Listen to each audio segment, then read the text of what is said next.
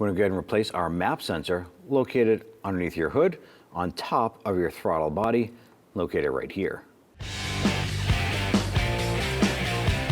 So right here, we want to go ahead and disconnect our electrical connector. There's a little tab on the back. We're going to press down, wiggle that off. Next, we're going to grab our Phillips head screwdriver. We're going to go ahead, loosen and remove this screw right here on the top. And be careful when loosening that. You don't want to drop it down and lose that in the engine bay. Go ahead and set that aside. And now our map sensor should twist out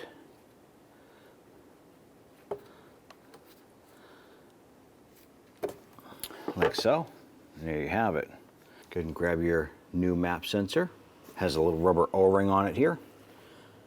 I'm going to simply line that up, work that in. Sometimes it can get a little sticky. So what I'm going to do is I'm just going to get a tiny bit of motor oil and just dab that on that O-ring just a little bit to help that slide into place. Okay, line that up.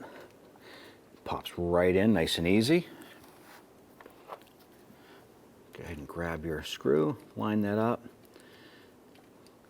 Go ahead and get that started a few threads. Go ahead and snug that down.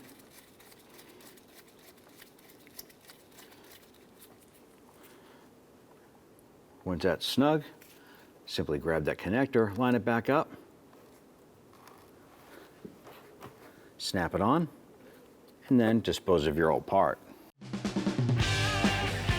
When only the best will do, demand TRQ. The only company that lets you view before you do. TRQ is committed to offering the highest quality aftermarket auto parts that are engineered for peace of mind. Thanks for using and viewing with TRQ.